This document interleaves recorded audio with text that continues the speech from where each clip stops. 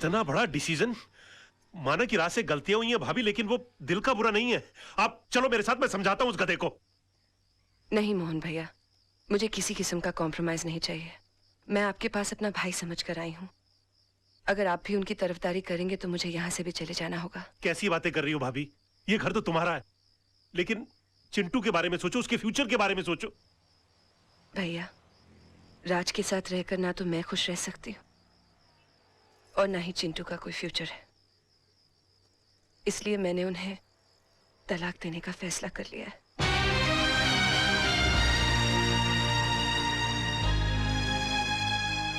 Uncle, ये तलाक क्या होता है? बेटे, भगवान ना स्वर्ग से जोड़े बनाकर धरती पे भेजता है और इंसान उसे तोड़कर जो पाप करता है ना, उसे तलाक कहते हैं। अंकल, अगर मेरे मम्मी पापा अलग हो जाएंगे तो मैं किसके पास रहूंगा? बेटे, ये तो कोर्ट फैसला करेगा कि आप पापा के साथ रहोगे या मम्मी के साथ। कोर्ट मुझसे नहीं पूछेगी कि मुझे किसके साथ रहना है? पूछेगा ना। तब तो मैं बोल दूंगा मुझे मम्मी पापा दोनों के साथ रहना है। तब तो तलाक नहीं होगा ना? ऐसा नहीं होता बेटे, और फिर तुम्हारी मम्मी भी तो नहीं चाहती कि पापा के साथ रहे। क्यों? तुम्हारे पापा के झूठ से तंग आ चुकी हैं वो। अंकल, अगर मेरे पापा झूठ बोलना छोड़ दे तो मम्मी पापा को छोड़ के नहीं जाएगी ना? शायद बेटे।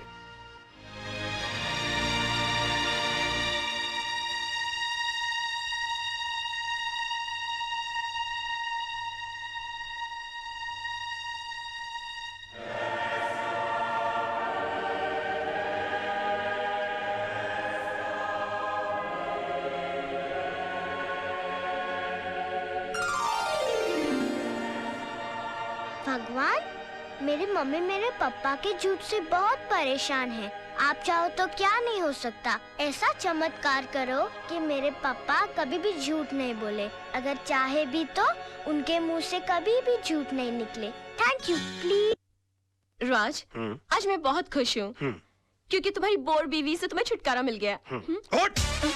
उठ! क्या मेरी गोद को कुर्सी समझ रखा है जो बार बार आकर मेरी गोद में चढ़ जाती है? हाँ? या कबूतर खाने का चबूतरा समझ रखा है इसको? और हाथ पांव से इतनी तगड़ी है कि किसी कमजोर आदमी की गोद के अंदर बैठ जाओ ना तो वहीं के वहीं अपाहिज हो जाए वो बेचारा। और तुम क्या मेरी बीवी को बोर बोलती हो? तू बहुत बड़ी टाइम पास है। हाँ? अरे वो तो अपने प्रोफेशन को आगे बढ़ाने के चक्कर में, अपने आप को आगे ले जाने के चक्कर में मैं तुम्हारे चक्कर में आ गया। अरे मैंने कभी अपने सगे बाप को प्यार नहीं किया तो तुमको क्या प्यार करूंगा मैं? हाँ, और एक बात कान खोल कर सुन लो, मेरी बीवी इतनी बड़ी बोर नहीं है जितनी बड़ी तू चोर है।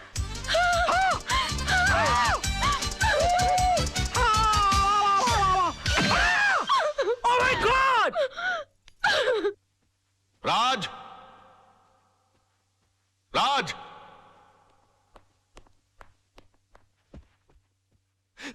ये मैं क्या सुन रहा हूं बेटे? तुम्हारी हरकतों से तंग आकर सोनम तुम्हें डिवोर्स देना चाहती है, लेकिन तुम तो उसे प्यार करते हो, तुम मुझे अपना गुरु समझते हो। तुमने ऐसा क्यों किया बेटे? ये सब तुम्हारी वजह से हुआ बड़ाऊ। और तुम मुझे को कोस रहे हो? बड़ाऊ? हाँ बड़ाऊ। बेटी को पाला कोसा बंगले के अंदर और उसके बाद शादी के बाद सड़ने के लिए छोड़ दिया साला चाल के अंदर। हाँ?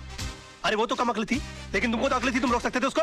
लेकिन नहीं, मैंने तुमको अपना गुरु माना और तुमने क्या किया मेरे साथ? गुरुद्वारे के बाहर हाथ में कटोरा देकर भिखारी बनाकर खड़ा कर दिया मुझे और बोले बेटा मांग भीख। बड़े दामाद को देवी चलाने के लिए कंपनी, और मुझे क्या दिया? Social service centre. कहा गरीबों की दुआ लगेगी? मेरी बद्दुआ का डर नहीं लगा तुझे बुड्ढे? हाँ? बड़ी बेटी की शादी के बाद रिटायर नहीं हुआ, लेकिन मेरी शादी करते रिटायर होकर भिंडी और आलू उगाने के लिए चला गया गाँव के अंदर। और याद है किस तरह से पीठ पर हाथ मारकर मुझसे कहा, हाँ, कि बेटे I am proud of you my son, I am proud of you. मेरी बेटी खाली हाथ घर से जा रही है। अरे यार, जब बच्ची के हाथ में कुछ दोगे नहीं तो खाली हाथ ही जाएगी घर से। इतना भी नहीं कि महीने 2 महीने का खर्चा दे देते, लेकिन ना, कहा कि मेरी सारी चिंता दूर होगी। अरे अपनी चिंता जब दूसरों को दे दोगे तो खुद की चिंता तो दूर हो जाएगी ना। 2 बेटी पैदा कर सकते हो, 2 घर दमाद नहीं पाल सकते ना।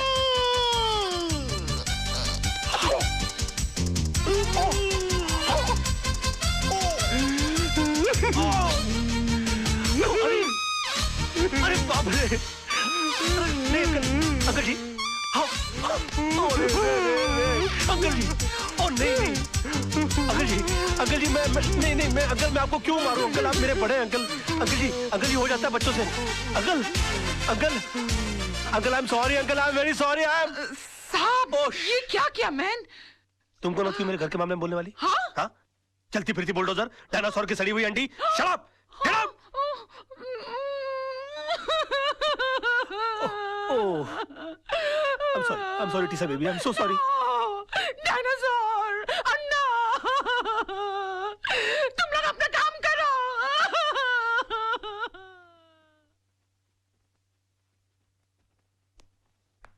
योर ऑनर, मेरे क्लाइंट मिस्टर विनोद कालरा पर श्रीमती कविता म्हात्रे ने यह इल्जाम लगाया है कि उन्होंने उनके पति मिस्टर आनंद म्हात्रे को घर से अगवा करके उनका कत्ल कर दिया है।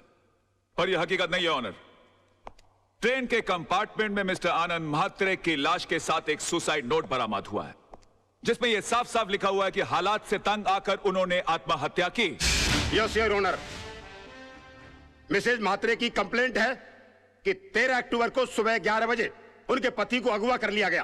बट 13 अक्टूबर को ही 11:05 पर मिस्टर विनोद कालरा मेरे सामने बैठे हुए थे। उनके कार की टक्कर एक ट्रक से हो गई। वो कंप्लेंट लिखवाने आए थे। मैंने FIR लॉन्च करके इन्हें भाटिया हॉस्पिटल ले जाकर इनकी मलहम पट्टी करवा दी। बस। शिरोडकर, तू कितना झूठ बोल रहा है? भूल गया 13 अक्टूबर सुबह 11 बजे तू कोर्ट में था? तुझ पर खुद रिश्वत लेने का मुकदमा चल रहा था।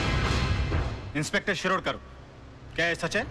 योर ऑनर जी, लेकिन मैं क्या क्या क्या क्या क्या? चुप रहो। इंस्पेक्टर शिरोडकर को हिरासत में लिया जाए। अदालत में झूठी गवाही देने के जुर्म में इन पर मुकदमा चलाया जाए।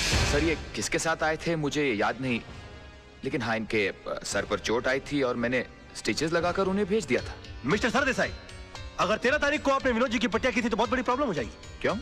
क्योंकि 12 अक्टूबर से लेकर 17 अक्टूबर के बीच में मिसेस सरदेसाई गोवा के मेरिट होटल में सरदेसाई जी के साथ छुट्टियां मना रही थी। और अगर वो सरदेसाई आप नहीं है तो फिर वो सरदेसाई कौन थे? क्या बकवास कर रहे हैं आप? Just shut up. अरे वो किसी और के साथ नहीं, मेरे साथ ही थी। हम हस्बैंड वाइफ छुट्टी मनाने गए थे। तो अगर आप 12 अक्टूबर से छुट्टियां मना रहे हैं गोवा के अंदर, तो 13 अक्टूबर को विनोद जी की पट्टियां किसने की? डॉक्टर सरदेसाई को भी हिरासत में लिया जाए। इनका मेडिकल प्रैक्टिशनर सर्टिफिकेट भी कैंसिल कर दिया जाए। Court is adjourned till tomorrow. क्या हो गया मुझे? ये मैं क्या वकील, क्रिकेट खेलने का मूड में है क्या? 2 बॉल में 2 विकेट, इरादा क्या है तेरा? क्या हो गया मुझे? ये क्या हो गया मुझे? क्या हो गया मुझे? मैं इतना सच क्यों बोल रहा हूँ? Good morning sir. आज आप नहीं बोलोगे मैं कैसी लग रही हूँ? श्रीदेवी या माधुरी? सब बताओ ना प्लीज। शैतान की खाला लग रही हो। ऐसा बम लग रही है जो कभी भी फट सकता है। तुम बुर्का पहनकर क्यों नहीं निकलती हो? तुमको मालूम है बच्चे लोग देखकर कितना डर जाते होंगे? No, I am not mean.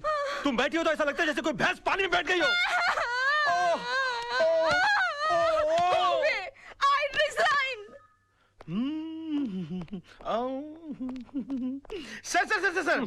Sir मैं कैसा लग रहा हूँ? लग रहा हूँ ना बिल्कुल धर्म जी जैसा। धर्म जी की इतनी बेइज्जती।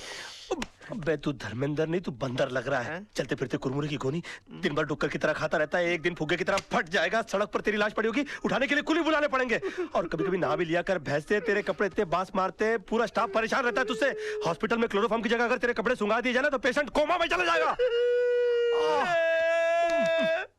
अबे पेट मत खींच। पेट खींचने के बावजूद तेरा पेट बाहर रहता है। मुर्दे के बाल काट देने से उसका वजन हल्का नहीं हो जाता। मैं क्या बकवास कर रहा हूँ? मैं क्या बोल रहा हूँ? मेरे कंट्रोल में। अबे तू कंट्रोल में आ जा वरना तुझे काट के फेंक दूंगा मैं। डार्लिंग, सोना, लव, माय बेबी, तुम यहाँ क्या कर रही हो? तुम चली जाओ ऐसे। आज के दिन मुझसे कोई नहीं मिलेगा। प्लीज प्लीज तुम चली जाओ ऐसे। मैं तुमसे बात करने नहीं आई हूँ। मैं सिर्फ इतना पूछने आई हूँ कि तुमने डैडी से ऐसा क्या कह दिया कि उनका BP लो हो गया, उनके लिए डॉक्टर बुलाना पड़ा।